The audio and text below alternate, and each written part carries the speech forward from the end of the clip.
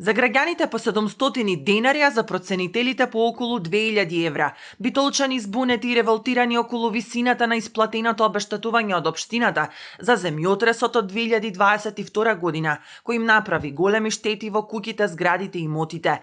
До нашата редакција се обратија многумина од нив кои велат дека просекот од 700 денари не е доволен ниту за една вреќа цемент, а камоли за санација на пукнатениот земјотрес од 5,5 степени. Прашуваат и каде да ги донираат парите со кои се понижени.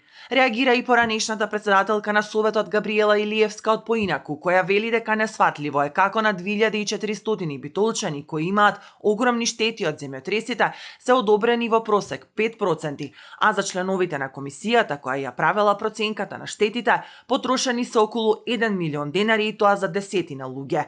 На најпонижувачки начин и мислам дека најманипулативен начин им легна на сметките средства кои навистина се мал зборе, може би да речам дека се смешни. Бидејќи со 81 денар тие не можат да купат четка за да ги бојадисат своите домови, а камоли да ги санираат штетите кои им настанале од земјотресот. Комисијата која броела отприлика неколку луѓе, да речеме, зела по 2 до 3 илјади евра средства, а граѓаните во просек зеле по 12 евра. Колкава штета доживеа прво граѓаните од самиот земјотрес, а потоа колкава е штетата која што тие фактички од буџетот ја плаќаат и за комисијата, меѓутоа и не добиваат ништо од буџетот кој што е навистина на сите граѓани. Според податоците на Отворени финансии и Службен гласник, општината на 7 лица од комисијата им исплатила околу 14.000 евра или од 1.600 до 2.400 евра за секој член.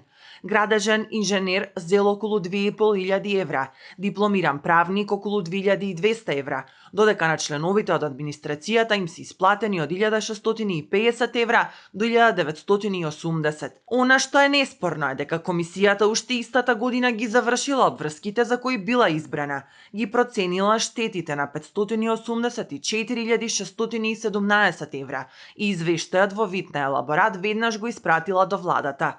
Владата пак во октомври 2024 година решила да се издвојат само 5% од штетата, или 29.000 евра. ТВ24 се обрати и до општина Битола, но до емитувањето на прилогот став не добивме. На нивната официјална страна стои известувањето за исплатата. Инаку земјотресот во Битола со јачина од 5,6 степени со епицентар кај Лерин се случи на 9 јануари 2022 година и предизвика бројни оштетувања на куќите, зградите. Имаше штети и во училиштата и градинките, а погодена беше и клиничката болница.